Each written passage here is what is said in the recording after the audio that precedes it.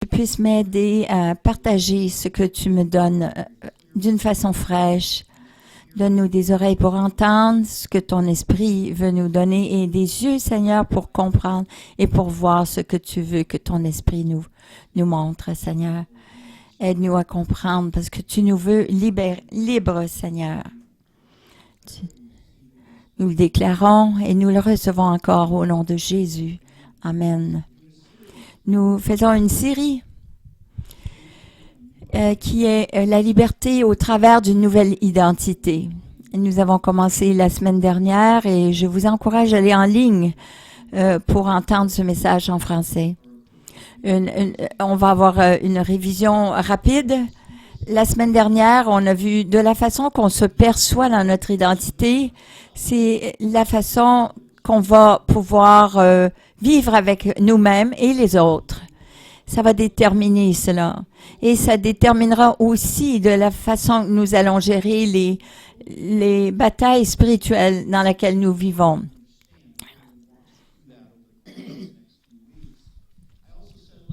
J'ai aussi dit la semaine dernière que Dieu a déclaré en vérité qui nous sommes comme ses enfants et de quelle façon nous pouvons garder notre liberté. Mais malheureusement, Satan a aussi fait une déclaration parce qu'il veut nous garder dans l'esclavage.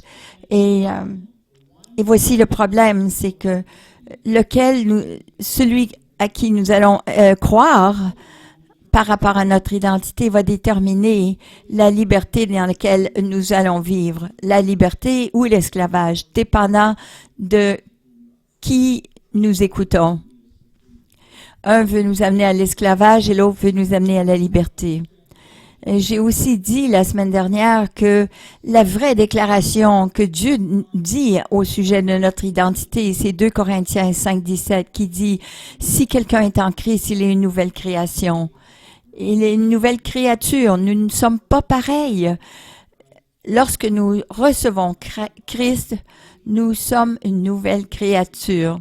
Le vieux est parti, les vieilles choses sont parties et tout est devenu nouveau.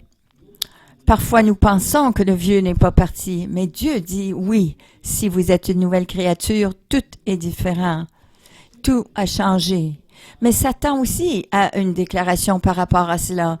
Et il utilise cette petite formule qui dit que votre identité équivaut votre performance plus l'opinion des autres. C'est ce qu'il dit, lui.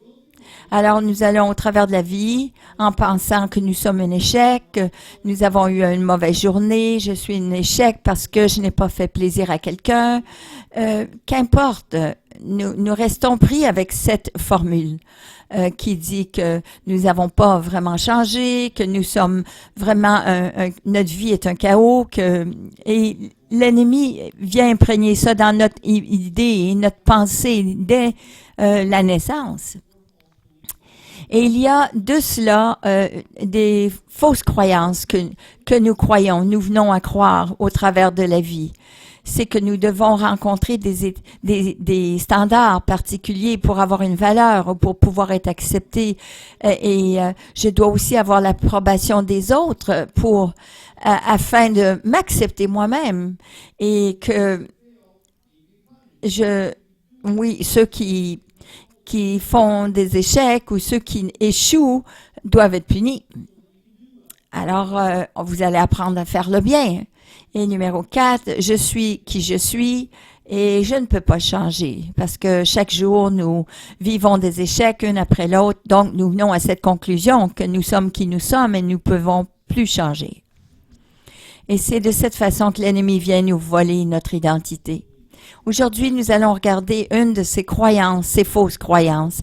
C'est que je dois rencontrer des standards particuliers pour avoir une valeur et pour pouvoir m'accepter moi-même.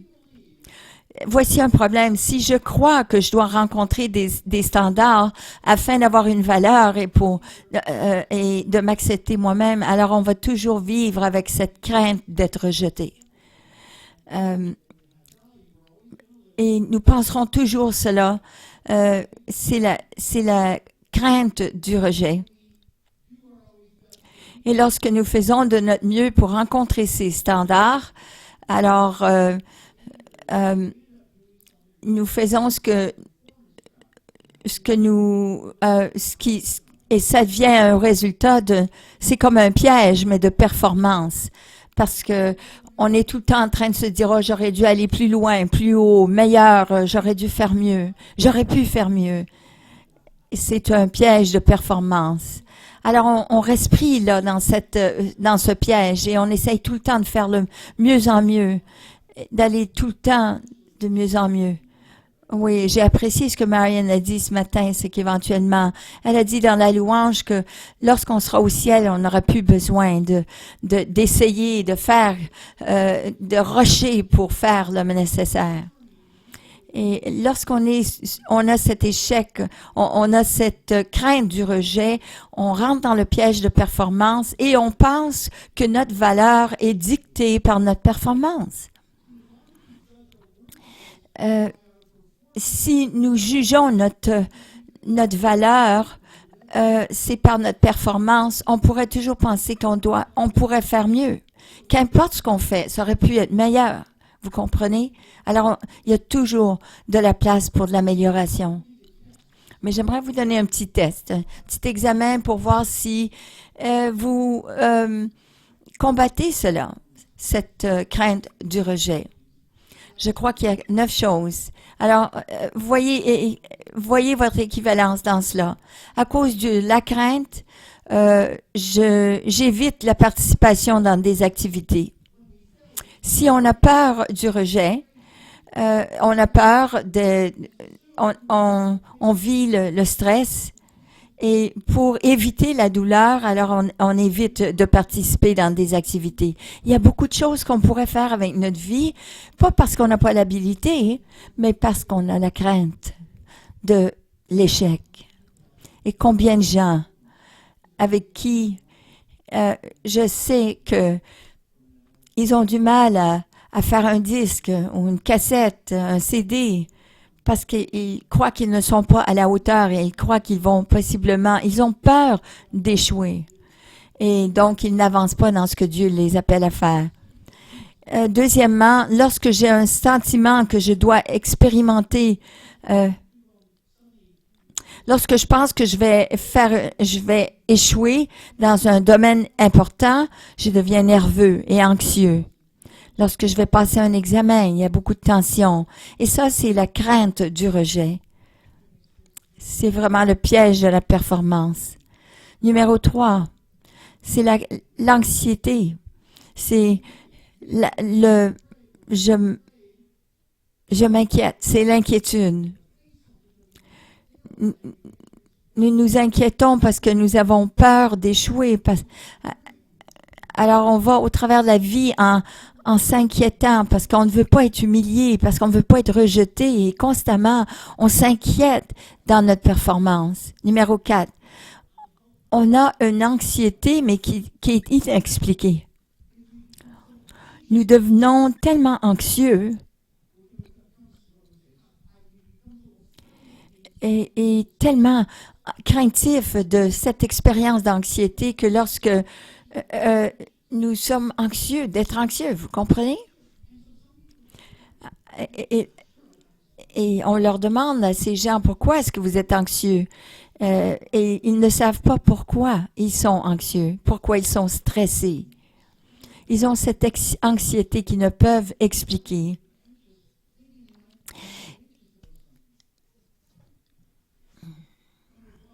Numéro 5, on dit qu'on est perfectionniste. Vous ne pouvez jamais laisser aller. J'ai un ami qui est perfectionniste et ça lui a pris 10 mois pour accrocher une porte parce qu'il n'était pas, c'était une porte qui n'était pas au niveau. Et finalement, il a enlevé tout le cadrage de la porte et là, il a reconstruit le tout parce qu'il ne pouvait pas avoir une porte qui pendait parfaitement. Et ça lui a pris 10 mois pour le faire. Vous savez, c'est un perfectionniste. Il ne peut pas juste faire un bon travail. Non, il faut que ça soit parfait. Et ça semble, ça résonne bien d'être perfectionniste, vous savez? De faire tout parfaitement, mais des perfectionnistes sont très difficiles avec lesquels travailler. Parce qu'ils croient que ça doit être fait d'une certaine façon pour que ça soit bien fait. Alors, il faut le faire de leur façon. Et leur façon va être beaucoup plus longue que la vôtre. Numéro 6, il y a des domaines de votre vie dans lesquels je dois absolument réussir. C'est que je dois, c'est le mot. Je dois absolument réussir, autrement je suis un échec. Nous aurons ces notes qui seront téléchargées sur l'Internet, alors vous aurez accès à cette information, à toutes ces notes.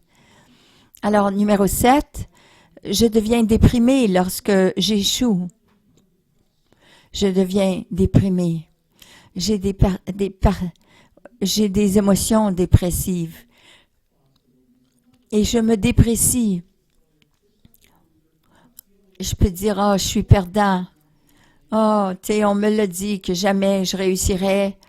Et là, je médite sur ces pensées qui préoccupent mes pensées constamment. Numéro 8, je deviens en colère avec les gens qui interfèrent dans mes moyens de réussir. Et comme résultat, bien sûr, j'apparais incompétent. J'aurais pu bien réussir dans cette boutique de fleurs si quelqu'un d'autre n'aurait pas commencé. J'aurais pu avoir cette promotion au travail si cette autre personne n'aurait pas été parler avec le patron. Alors, c'est comme ces gens interfèrent avec mon besoin de réussir. Alors, on blâme toujours les autres parce qu'ils ne voient pas la même façon que nous. Et on blâme nos échecs sur leur réussite. Et plutôt que de croire, comme la parole de Dieu, de se réjouir avec ceux qui se réjouissent et de pleurer avec ceux qui pleurent, on devient, numéro 9, on devient critique de nous-mêmes. On est tout le temps en train de se rouspéter, de s'abattre. On peut dire, ah oui, quelqu'un vient nous féliciter et on dit, ah, j'aurais pu faire mieux. J'aurais pu faire mieux. Ça, ce sont des symptômes qui viennent de performance et d'avoir la crainte d'être rejeté. C'est terrible d'avoir toujours à performer pour être accepté. Et vous avez peur d'échouer et d'être rejeté. Avec Dieu, il y a tellement de créativité, il y a tellement de gens qui sont créatifs, mais à cause de la crainte du rejet, ils n'essayent jamais.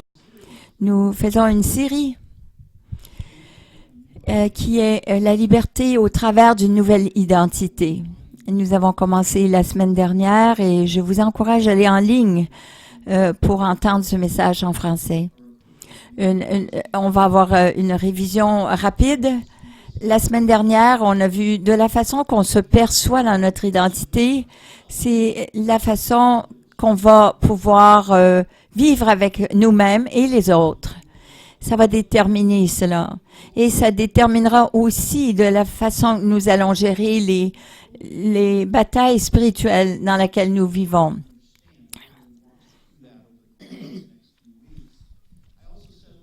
J'ai aussi dit la semaine dernière que Dieu a déclaré en vérité qui nous sommes comme ses enfants et de quelle façon nous pouvons garder notre liberté.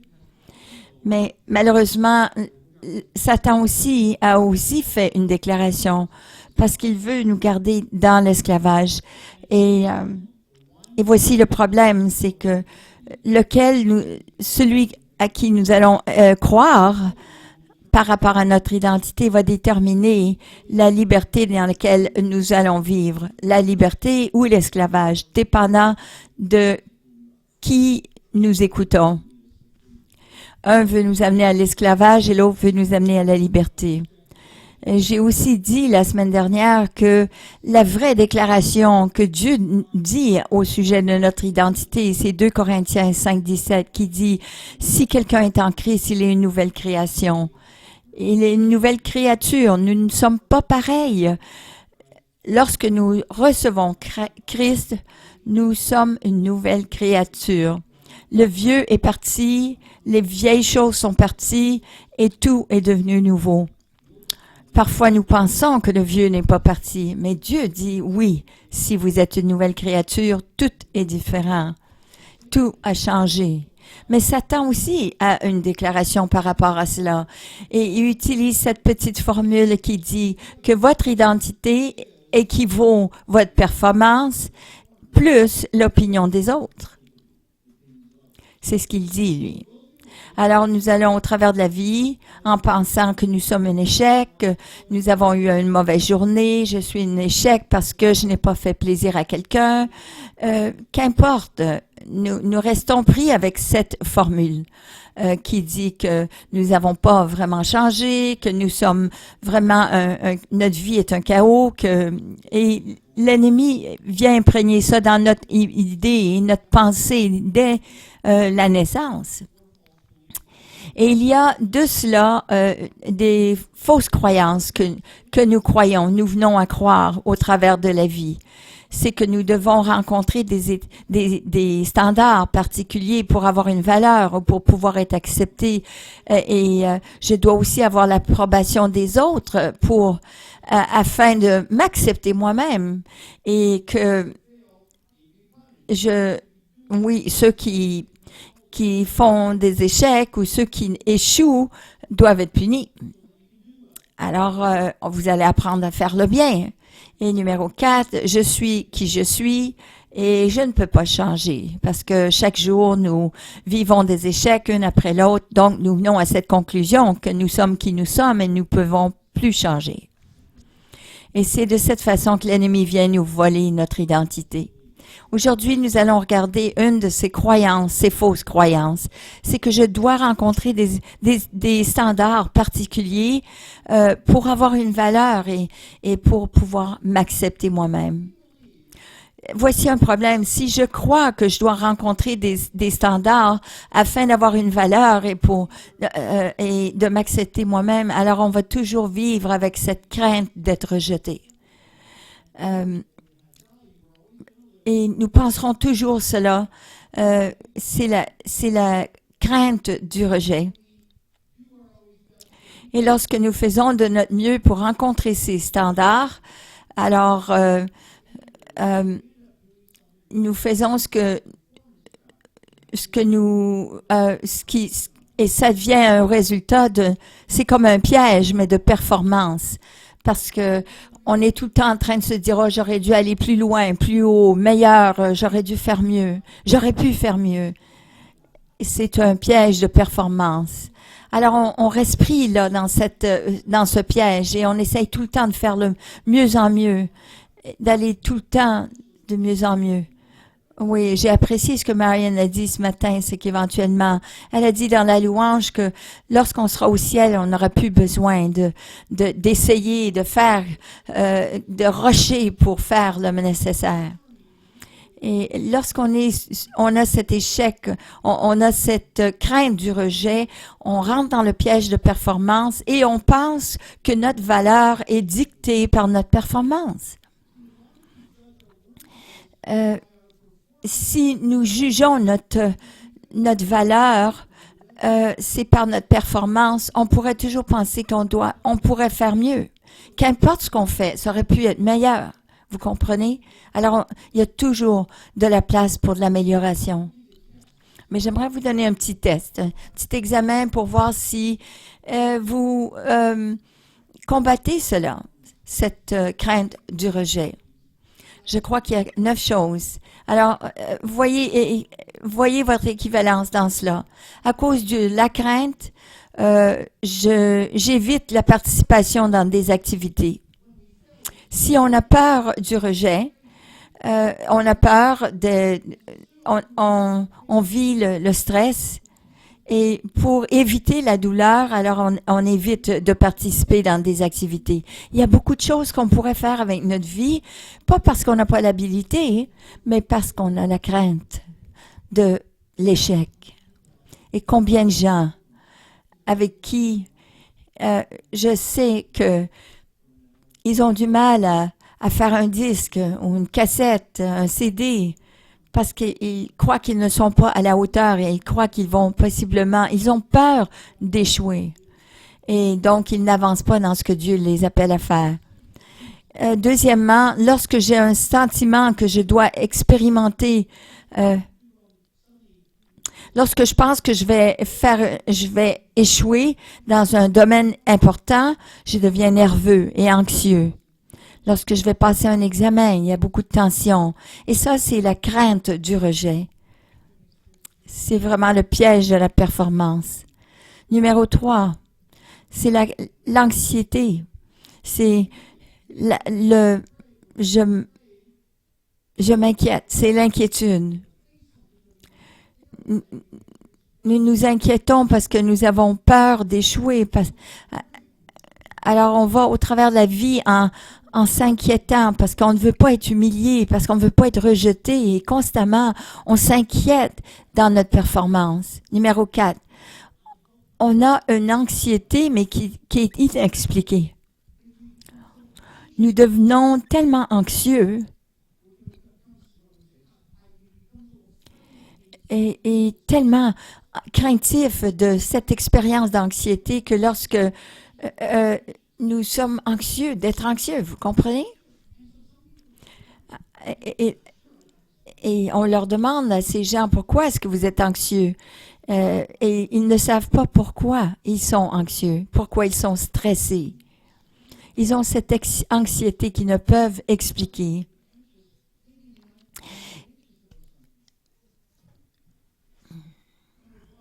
Numéro 5, on dit qu'on est perfectionniste.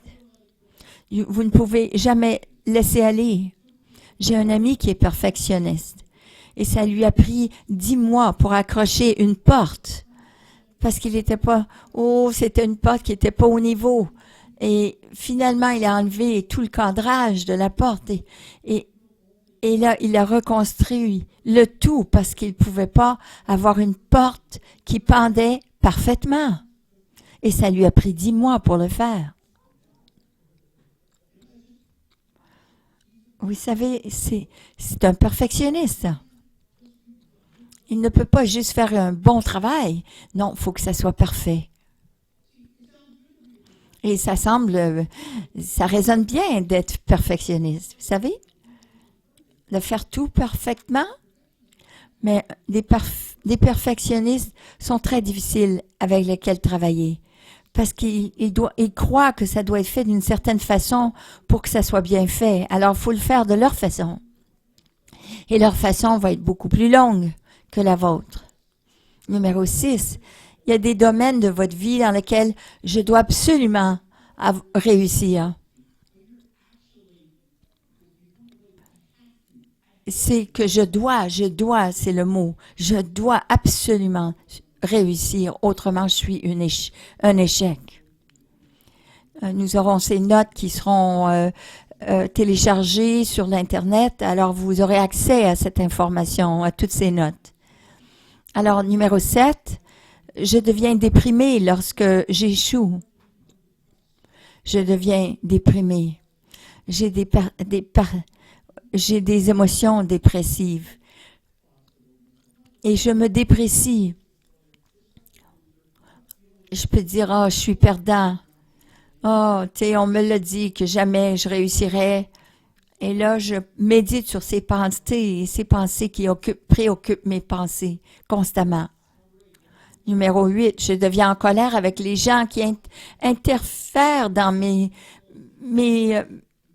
moyens de réussir. Et comme résultat, bien sûr, j'apparais incompétent. J'aurais pu bien réussir dans cette boutique de fleurs si quelqu'un d'autre n'aurait pas commencé. J'aurais pu avoir cette promotion au travail si cette autre personne n'aurait pas été parler avec le patron. Alors, c'est comme ces gens interfèrent avec mon besoin de réussir. Alors, on blâme toujours les autres parce qu'ils ne voient pas la même façon que nous. Et on blâme nos échecs sur leur réussite. Et plutôt que de croire, comme la parole de Dieu, de se réjouir avec ceux qui se réjouissent et de pleurer avec ceux qui pleurent, on devient, numéro 9, on devient critique de nous-mêmes. On est tout le temps en train de se rouspéter, de s'abattre. On peut dire, ah oui, quelqu'un vient nous féliciter, et on dit, ah, j'aurais pu faire mieux. J'aurais pu faire mieux. Ça, ce sont des symptômes qui viennent de performance et d'avoir la crainte d'être rejeté. C'est terrible d'avoir toujours à performer pour être accepté. Et vous avez peur d'échouer et d'être rejeté. Avec Dieu, il y a tellement de créativité, il y a tellement de gens qui sont créatifs, mais à cause de la crainte du rejet, ils n'essayent jamais. Ça a permis que Simon échoue, parce que Simon-Pierre avait besoin d'apprendre à croire dans l'œuvre finie de Dieu, afin de comprendre qu'il est accepté de Jésus. Il a essayé d'avoir l'acceptation de Jésus en disant, oh, je te laisserai, choisis-moi Jésus, je vais être là pour toi, je te nierai jamais, je tournerai jamais, je fuirai jamais. Oh non, Jésus, accepte-moi. Et Jésus a dit non, je vais te laisser toucher le fond du baril parce que j'ai besoin que tu fais confiance à mon œuvre finie pour toi au lieu de performer pour avoir mon acceptation.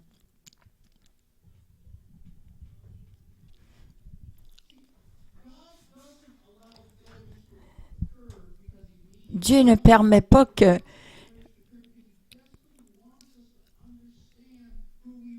il permet que ces choses arrivent parce qu'il veut qu'on apprenne qui on est.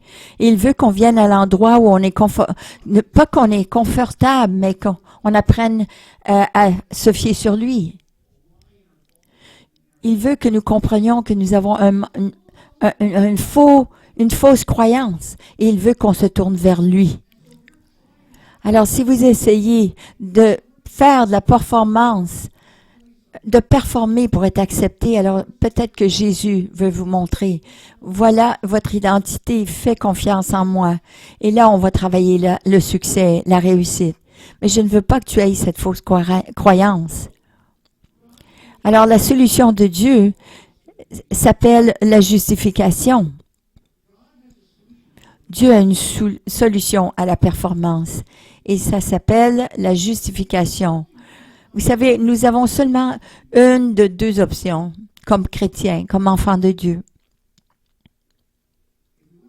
Si nous voulons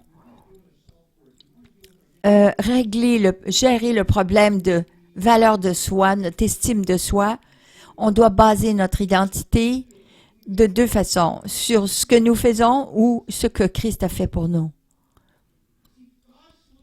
La solution de Dieu pour tous nos problèmes sont enrobés dans le sacrifice sur la croix.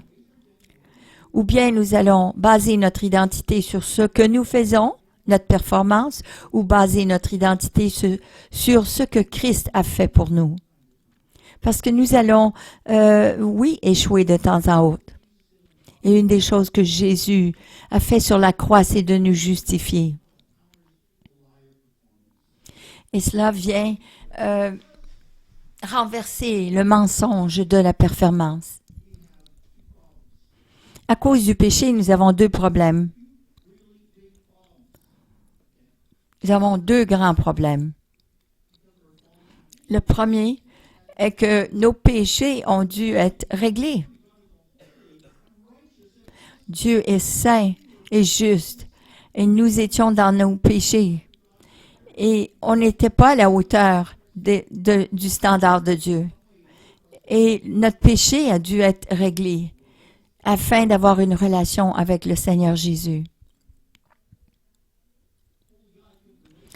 Un Dieu saint ne pouvait pas avoir une relation avec nous, le pécheur.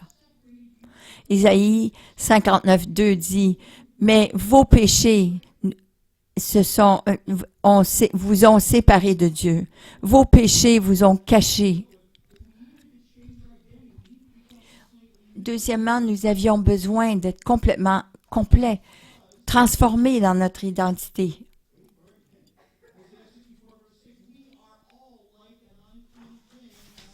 Ésaïe 64:6 nous dit ceci, que notre justice, et nous tous sommes devenus comme une chose impure, toutes nos justices comme un vêtement souillé. Et nous essayons avec ces vêtements souillés d'impressionner Dieu. Oui, on va les mettre sur un poteau, on va danser comme un drapeau devant le Seigneur dans la louange. Non, qu'importe ce que vous faites avec, ce sont des vêtements souillés.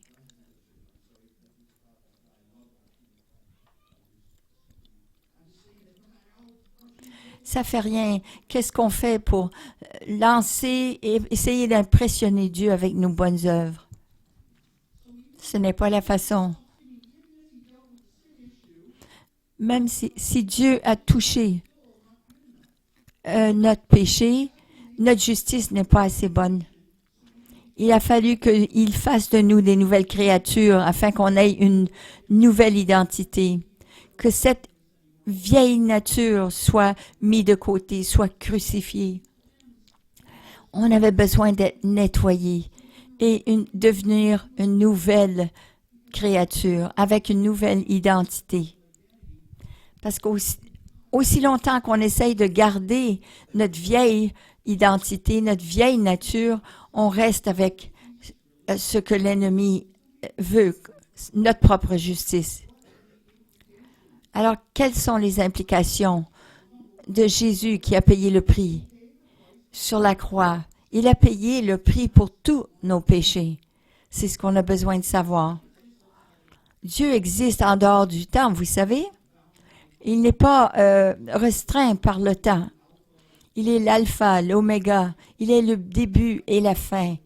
Il sait, il est éternel. Il sait ce qui arrive en dehors du temps. Et à cause de cela, il sait aussi tous les péchés que vous avez faits et que vous allez faire dans 10 ans d'ici.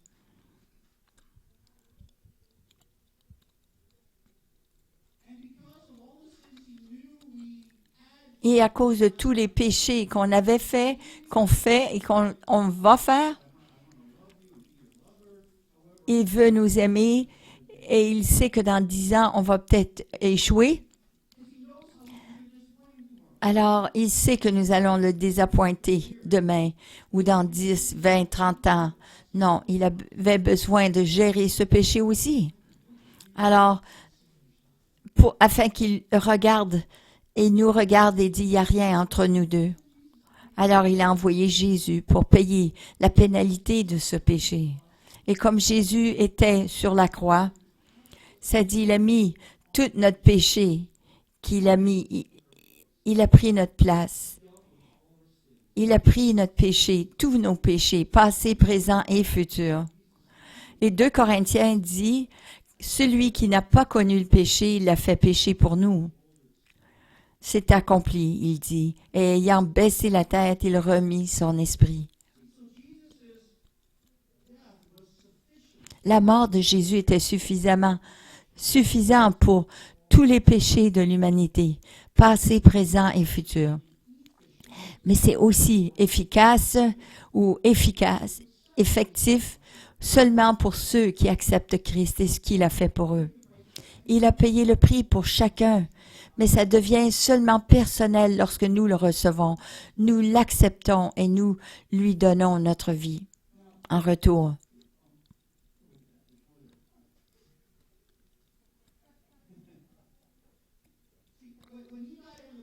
Lorsqu'il est mort sur la croix, il a dit, c'est fini.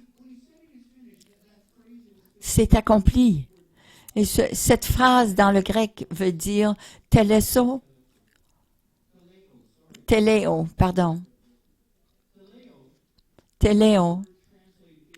Et ce mot qui est traduit, c'est accompli, tout est accompli. Ça veut dire que votre dette est complètement payée. Ça veut dire que la dette est terminée. Il n'y a plus de dette. Ou c'est dit d'une autre façon, ça a été payé. Oui, payé complet. Complètement.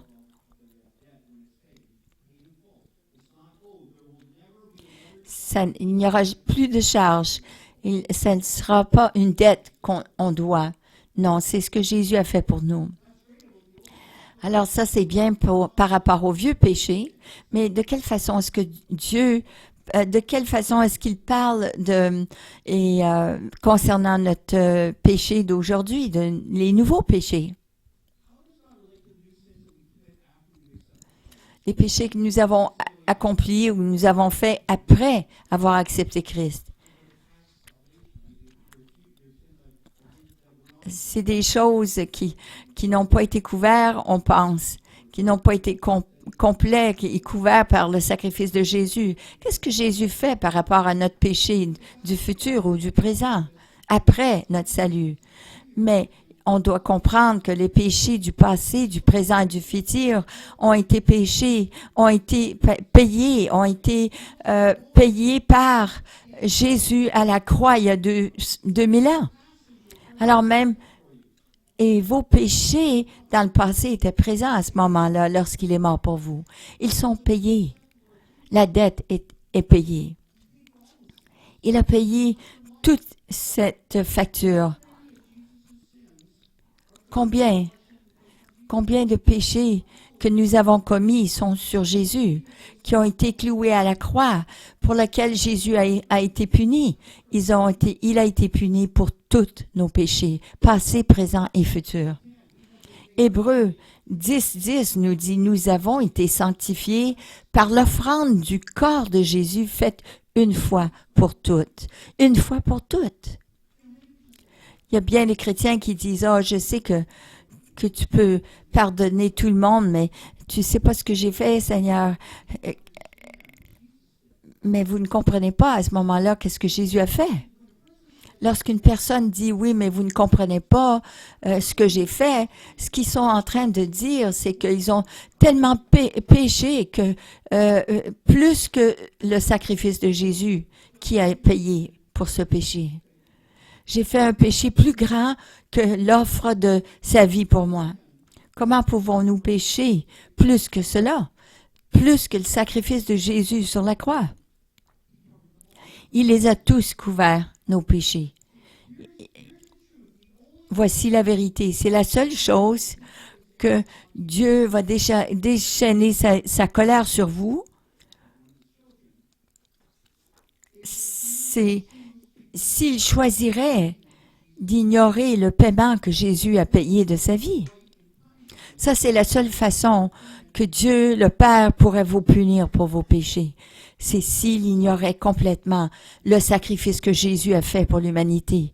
Et donc, le Père déshonorait ce que Jésus a fait. Mais Dieu, le Père, ne ferait jamais cela. Il a dit que une offrande du corps de Jésus était faite une fois pour toutes. Et a été couvert pour tous les péchés de l'humanité, une fois pour toutes. Et c'est ce que Jésus a fait. Il a réglé le problème du péché. Mais là, en dedans de nous, nous sommes toujours injustes. Vous connaissez? Alors Dieu, il a dû nous recréer. La deuxième chose qu'il a dû faire, c'était faire de nous des nouvelles créatures. Il a fait de nous, ça dit, celui qui n'a pas connu le péché, il l'a fait pécher pour nous afin que nous devinssions justice de Dieu en lui. Des nouvelles créatures. Que nous devenions la justice de Dieu. Vous comprenez? Alors si on a accepté Christ et que nous laissons son paiement payer afin que nous recevons la justice de Dieu, ce n'est plus notre justice, c'est la justice de Dieu en nous. Il a fait de nous des nouvelles créatures. Il nous a recréés. Nous avons sa justice dans notre être. Est-ce qu'on peut faire quelque chose pour devenir plus juste? Non, rien du tout. Alors, est-ce que nous pouvons faire quelque chose pour être moins juste? Non, parce que c'est toujours sa justice, non la nôtre. Vous ne pouvez pas enlever à sa justice, parce que c'est la justice de Dieu en vous. Est-ce qu'il y a une différence entre la justice en nous et la justice de Jésus? Non, elle est la même, parce que nous avons la justice de Christ. Est-ce qu'il y a quelque chose que nous pouvons faire, que nous pouvons performer afin qu'on devienne plus juste devant Dieu? Pourquoi performer quand nous avons déjà sa justice parfaite en nous? Pourquoi performer pour Dieu lorsqu'il nous a déjà acceptés et il nous a recréés avec sa justice? Ça, c'est un mensonge. Nous essayons de performer pour acquérir quelque chose que nous avons déjà. C'est une perte de temps. Alors, qu'est-ce qui arrive avec notre performance présente? Oui, nos péchés sont pardonnés. Je suis une nouvelle créature. J'ai la justice de Dieu en moi. Alors j'ai plus besoin de performer. J'ai pas besoin de m'inquiéter de ce que je fais. Je peux faire ce que je veux. Je peux vivre ma vie comme je l'entends. Mais non, Dieu n'appelle pas quelque chose péché parce qu'il veut que nous ayons du plaisir. Il appelle quelque chose péché. Il appelle quelque chose un péché parce que le péché est destructif. Le péché est toujours destructif. Alors si nous péchons, Dieu va nous discipliner. Il nous disciplinera. Comme un père, comme un parent va discipliner son enfant qu'il aime parce qu'il ne veut pas qu'il soit destructif envers lui-même. Je vais pas punir mon enfant, je vais le discipliner parce que je ne veux pas qu'il ait un comportement qui est destructif envers lui-même. Alors maintenant, on doit comprendre que lorsque nous avons nos péchés pardonnés, que nous avons la justice de Dieu, alors lorsque nous péchons, c'est que nous nous comportons d'une façon qui est moins de ce que nous sommes. Vous comprenez? Nous nous comportons plus bas encore. Nous nous abaissons avec l'image qui est beaucoup plus bas de ce que Dieu a comme attente de nous, comme fils de Dieu et juste. Si vous voulez agir comme un chien, et vous devez japper et vous mettre sur vos quatre pattes. Si vous faisiez cela, et vous vous mettiez sur vos quatre, ça ne ferait pas de vous un chien. Vous serez un humain, quand même. Agir comme quelque chose que vous n'êtes pas. Vous comprenez? Alors, même si on est une nouvelle créature, qu'on est enfant de Dieu, qu'on agit comme une personne qui n'est pas vraiment ce que nous sommes,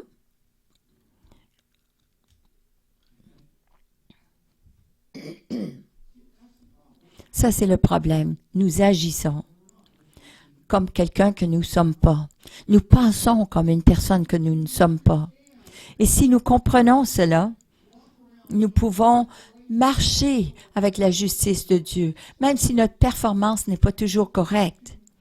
Nous n'avons pas besoin de faire quelque chose ou d'avoir un comportement sans se rejeter. Vous comprenez? On n'a pas besoin de s'abaisser sur notre performance. Et on n'a pas besoin de se rejeter soi-même. On peut s'accepter même si on fait des erreurs. Nous avons besoin de séparer la personne de notre performance. Ma personne a une valeur infinie. Ma performance, parfois, n'a pas de valeur nécessairement.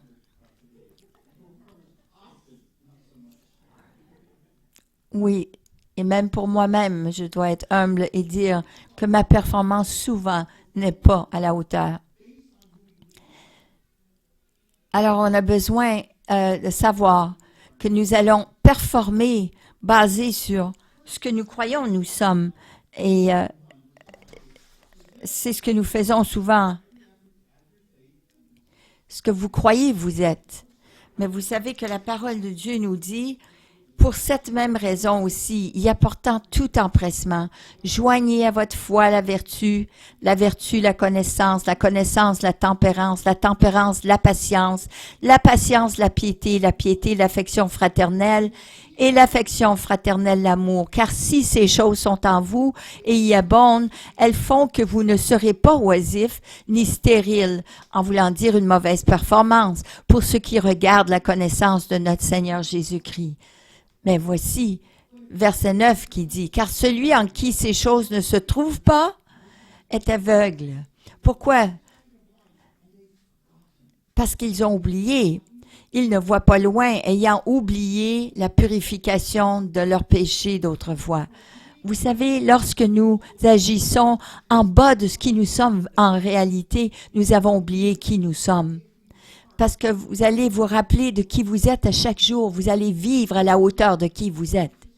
Si vous croyez que vous êtes des filles et des filles justes, vous allez marcher dans cette justice. Mais lorsque vous faites des erreurs constamment et vous manquez de performer et vous ne démontrez pas les fruits de l'esprit, c'est que vous avez oublié qui vous êtes. Vous avez oublié ce que Jésus a fait pour vous. Alors vous vivez dans cette vieille identité. Si nous ne savons pas qui nous sommes, nous n'allons pas agir comme qui nous sommes. Voici un autre verset, Jacques 1, 22 à 24. « Mettez la parole en pratique, ne l'écoutez pas seulement, vous séduisant vous-même, car si quelqu'un écoute la parole et ne la met pas en pratique, il est semblable à un homme qui considère sa face naturelle dans un miroir, car il s'est considéré lui-même et s'en est allé, et aussitôt, il a oublié quel il était. » Il a oublié qui il était. Ils disent la même chose, ces deux versets. Parce que le Seigneur vous a pardonné tous vos péchés. Il vous a donné sa justice. Vous êtes un enfant pur, saint et sans tache et devant lui. Et ça, c'est le miroir qu'il met devant vous. Mais là, vous vous éloignez de ce miroir et vous pensez que vous êtes un vaurien, que vous n'avez pas été à la hauteur, que vous avez échoué, que vous n'avez pas performé comme il faut. Donc, vous restez dans cette vieille identité et vous allez vivre et agir selon ce que vous croyez de vous-même. Nous ne parlons pas de psychologie ici. Mais vous savez, lorsqu'on va dans un jeu dans une game de football, si le coach leur dirait vous êtes des vauriens, vous faites ça de pas correct, ils feraient exactement ça. Mais si ils croient en eux, ils déclarent des choses sur eux pour leur dire qu'ils sont forts, ils sont meilleurs, sont victorieux, il leur dit allez et soyez tout ce que vous êtes découpés à être. Là, vous êtes cette personne-là, vous allez réussir. Alors c'est ce qu'ils vont faire. Oui, ce qu'on a entendu dans la louange, c'est « Levez-vous dans la louange, dans l'adoration. Vous n'êtes pas un échec. Levez-vous, n'oubliez pas qui vous êtes et ce que Dieu a dit à votre sujet. » Alors voici, en ligne, au décombre, qu'est-ce que c'est? Parce que la justification, à cause de la justification, vous êtes la justice de Christ. Et comme résultat, vous êtes une personne qui est pleinement agréable à Dieu. Et Dieu, parce qu'il vous aime tellement, il veut vous relâcher de l'œuvre du péché. Est-ce qu'il a enlevé tous vos péchés? Oui, à la croix, il a tout enlevé vos péchés. Il vous a donné la justice de Dieu, mais vous devez être en accord avec cela. Vous devez être en accord avec lui et ce qu'il a dit de vous à la croix et ce qu'il a fait pour vous à la croix.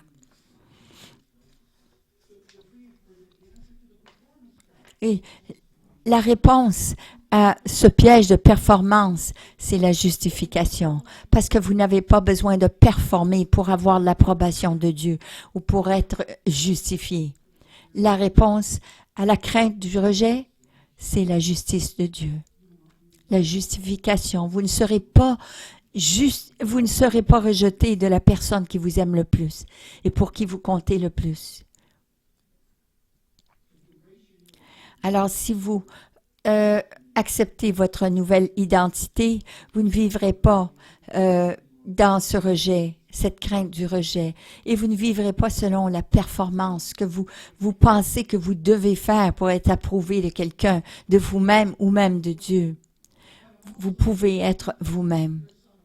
Mais je sais que si j'accueille cette vérité, je vivrai ma vie avec constance, chaque jour. Nous devons régler ces pensées qui sont pas saines, qui sont contre la volonté de Dieu. Et tout cela vient d'être une nouvelle création. Comment avoir cette nouvelle identité? Alors, on doit reconnaître. C'est comme A, B, C, D. Numéro 1, A, on doit reconnaître qu'on est pécheur. On est écourté de la gloire de Dieu. On a été privé de cette gloire. Oui, mais les iniquités m'ont séparé de Dieu. C'est mes péchés qui ont mis entre Dieu et moi. Mais si je crois à la solution de Dieu, de croire en Jésus, comme il dit, si tu crois en Jésus, tu seras. Et que Jésus est mort et ressuscité pour toi, tu seras sauvé. C'est ce que la parole de Dieu dit. Alors on doit croire en Jésus, la solution de Dieu. Nous pouvons seulement expérimenter le bénéfice de ce sacrifice si nous le recevons, nous l'accueillons dans notre vie. Nous devons confesser nos péchés et recevoir le pardon. Pardon, la parole de Dieu dit dans 1 Jean 1,9, si nous confessons nos péchés, il est fidèle et juste pour nous les pardonner et nous purifier de toute iniquité. Et D, c'est de savoir, de dépendre sur Dieu, de nous donner cette nouvelle vie. C'est de lui faire confiance que c'est lui qui va le faire. Pas de dire, oh oui, Jésus, il est mort sur la croix, mais je suis tellement pécheur. Oh, je vais essayer d'être meilleur. Non, je vais vraiment performer pour que Dieu m'accepte et me donner ce que Jésus est mort sur la croix pour me donner. Non, on ne fait pas de performance. On ne peut pas performer pour recevoir l'acceptation de Dieu. Oh, on répond, j'ai été autonome et indépendant toute ma vie et je vais essayer de moi-même pour recevoir cela. Non, parce que votre justice est comme des vêtements qui sont souillés. Ça fait rien. Qu'est-ce que vous faites pour nettoyer vos vêtements? Vous avez besoin d'avoir ces vêtements souillés, trempés dans le sang de Jésus. Alors vous devez dépendre. Oui. Si vous aimeriez que je prie avec vous, vous sur l'Internet ou ici dans cette salle ce matin, vous dites oui, je veux être une nouvelle créature. Je veux recevoir le paiement que Jésus a payé le prix pour me donner. Il a donné sa vie pour moi, pour me justifier. Si vous aimeriez que je prie pour toi, j'aimerais beaucoup prier et vous bénir ce matin. Oui, merci. Est-ce qu'il y a quelqu'un d'autre? Oui, merci. Merci. Amen. Et ceux qui regardent, Père, au nom de Jésus, Seigneur, nous croyons ta parole. Tu dis, si nous confessons nos péchés, tu es fidèle et juste, de nous pardonner tous nos péchés. Du passé, du présent et du futur, et de nous purifier, faire de nous une nouvelle créature. Maintenant, dans le mystère de cela et de la puissance du sacrifice sur la croix, nous te demandons de nous recréer, faire de nous des nouvelles créations et que nous soyons libérés complètement pour vivre pour toi, de te permettre de nous transformer, qui est, toi, la justice de Dieu. Merci, je suis une nouvelle créature. Je suis une nouvelle créature.